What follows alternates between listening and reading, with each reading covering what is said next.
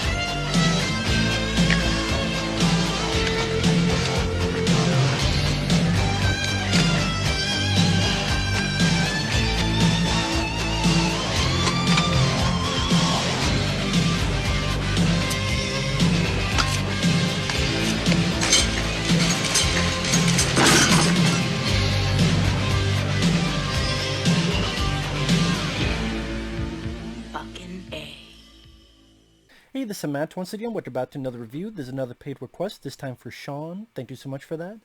For those interested in requesting pretty much any type of videos, feel free to send them either directly to my PayPal or join my Patreon.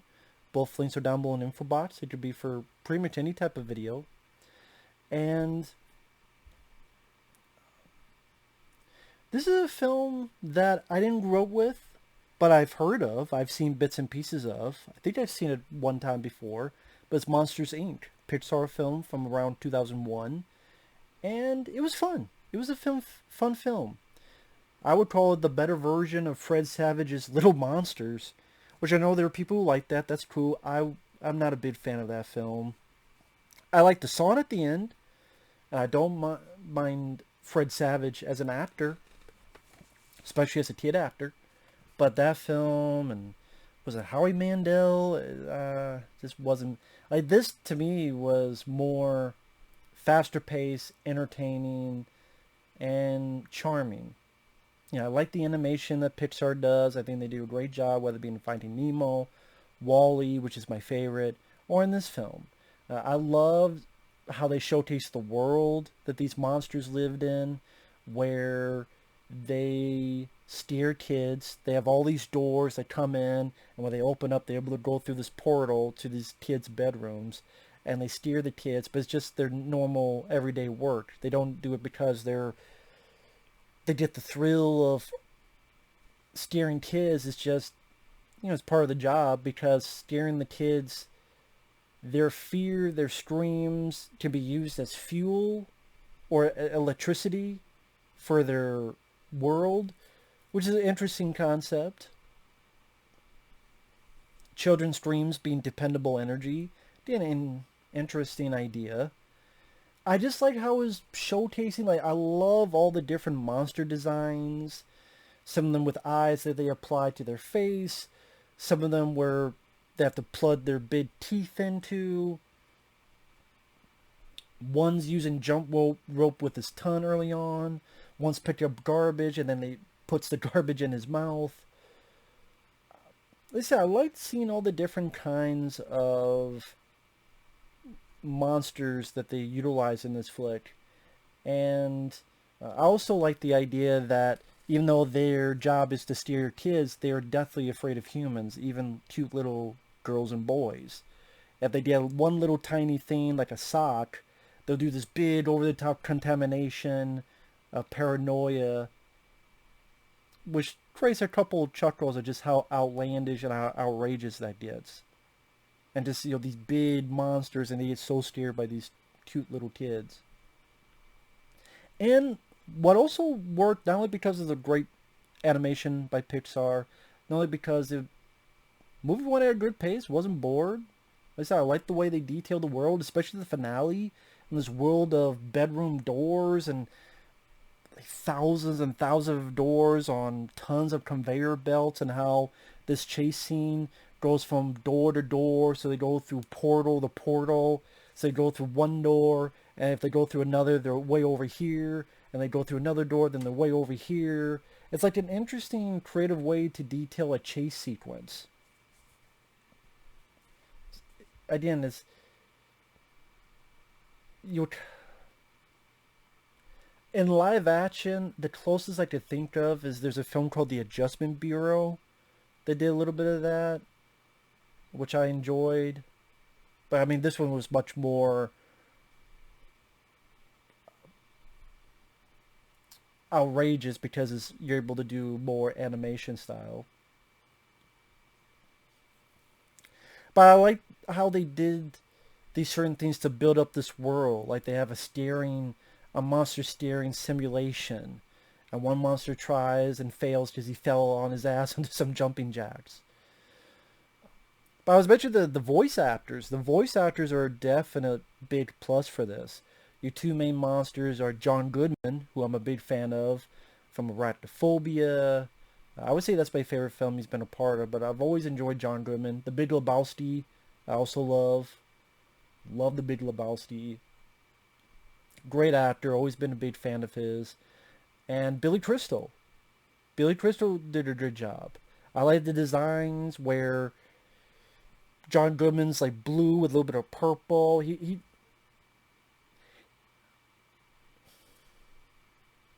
I'm trying to remember.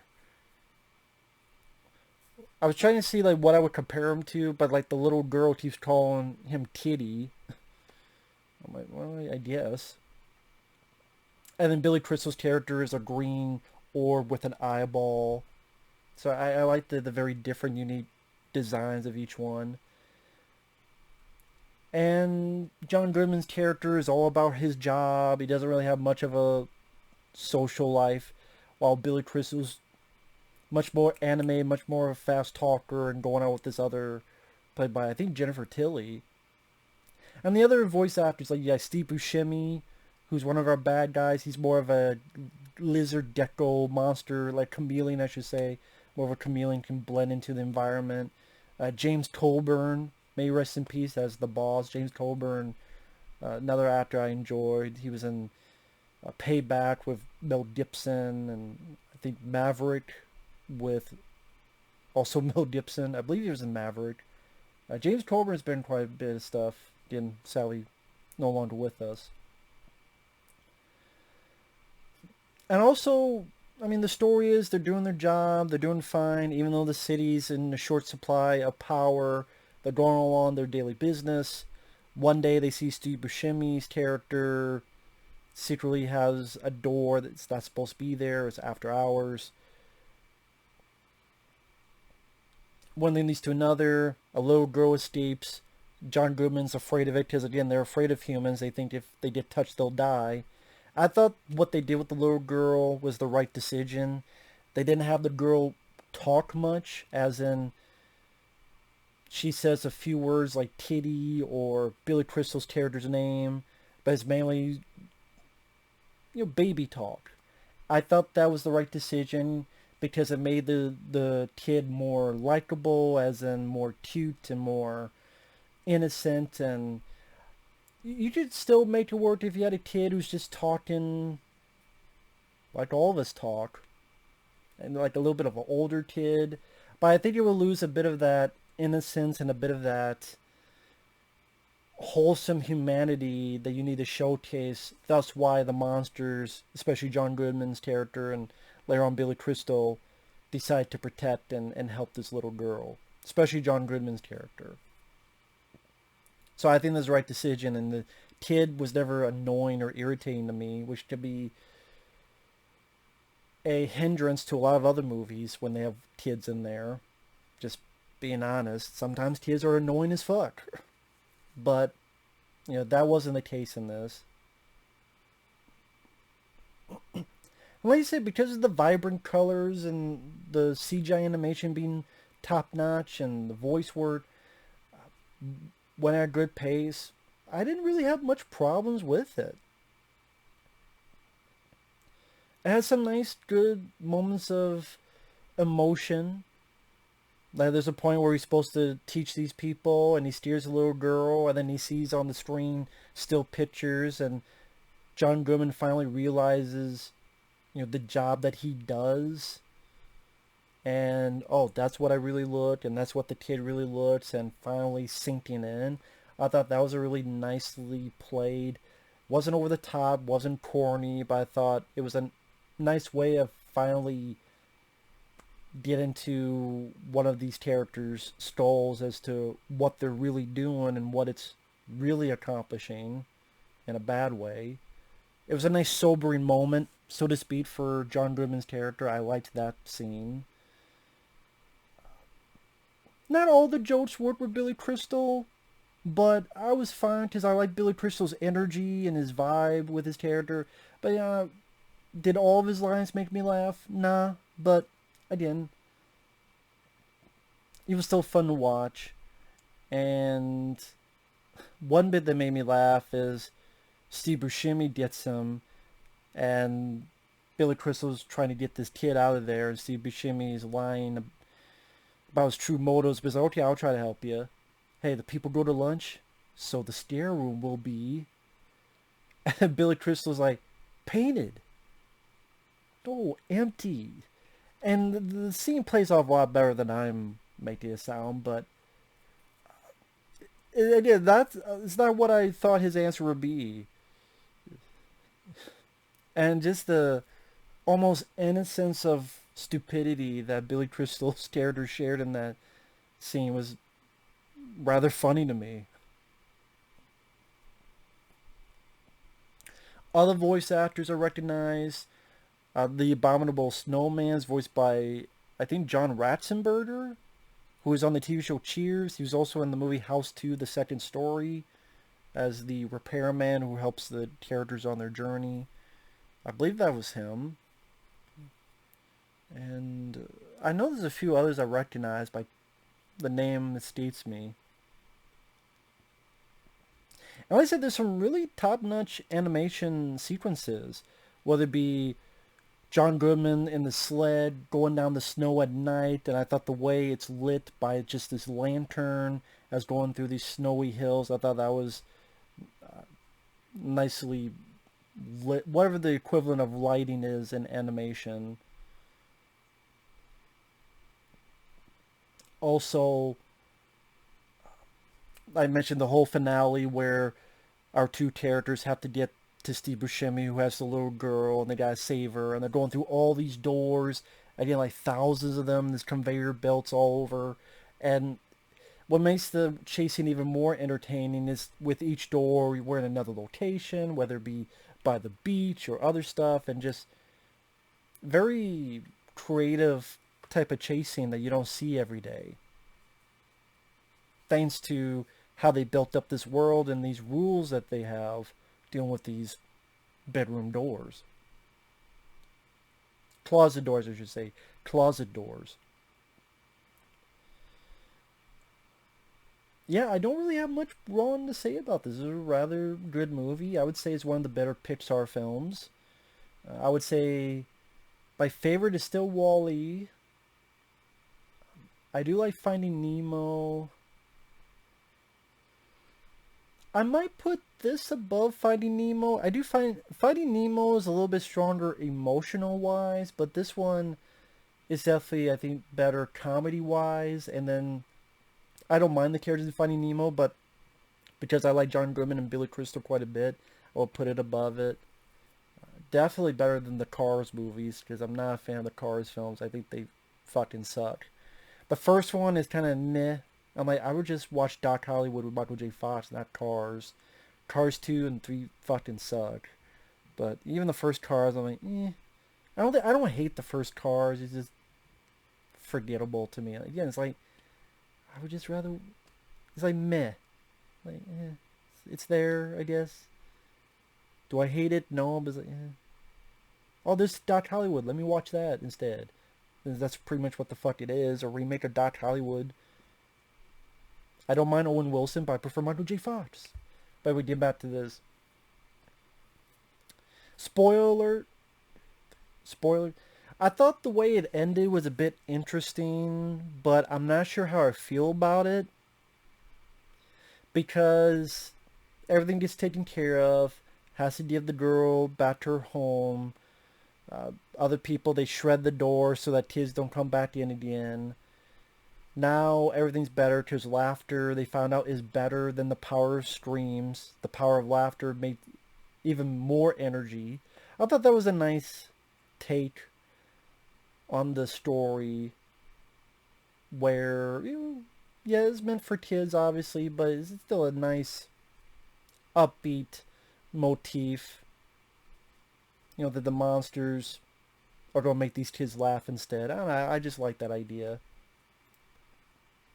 But then Billy Crystal gets that door, is able to rebuild it again.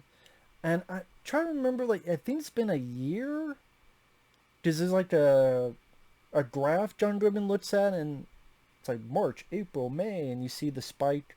So I guess it's been a year or so since then. And when John Goodman opens the door, he looks, and the camera's like here. You see John Goodman, you hear the girl go kitty, and then John Goodman's character smiles, and then the movie ends. I just thought it was a bit weird. It's interesting but weird that we don't see the girl. I don't know how I feel about that. Maybe it makes it less cliche, but part of me is like, it's interesting, but there's that part of me that would have just gone for the regular. You see that the girl has grown a bit. They hug. Then fade to black. Again, that might be more cliche, but is that a bad way to end it? At least it's interesting. It makes it a little bit unique. But when I saw, I went, "Oh, okay." It had that reaction from it, and yeah, I'm not 100% sure on how I feel about it. Maybe I have to think about it a bit more. I didn't hate it, just, okay. Wonder if there's like some explanation by the filmmakers on why they decided to end it in that particular way. But yeah, I enjoyed Monsters Inc. I know there's a prequel, and there's a part of me that went, why do you need a fucking prequel?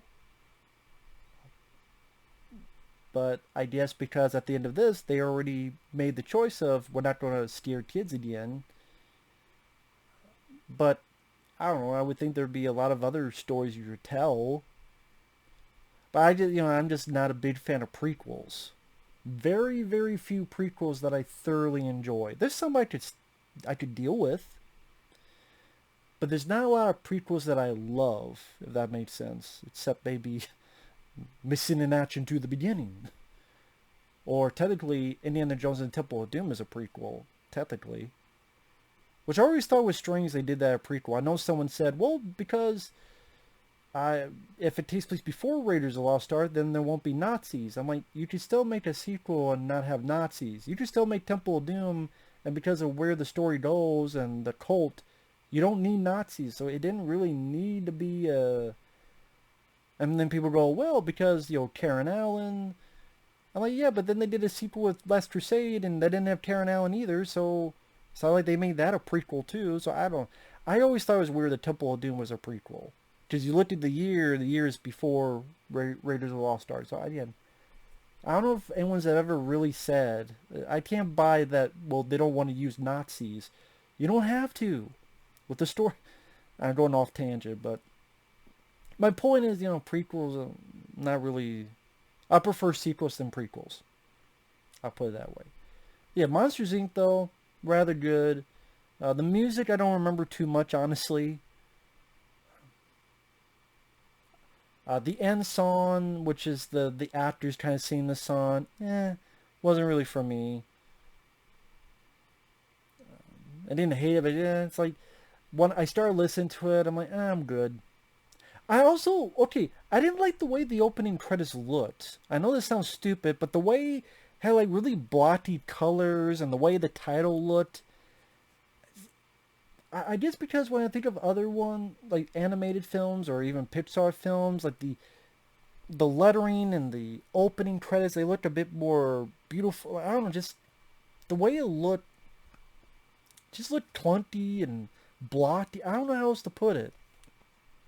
I know this is a weird nitpick, but the way the opening and ending credits look, text-wise, and the way they made the artwork look, I just wasn't for me.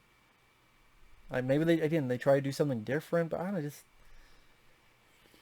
funny enough, that's already being hazy memory, so I guess that's how much I disliked it, that it's already being deleted from my brain. But other than that, rather good film. Rather good, heartfelt, fun, animated movie.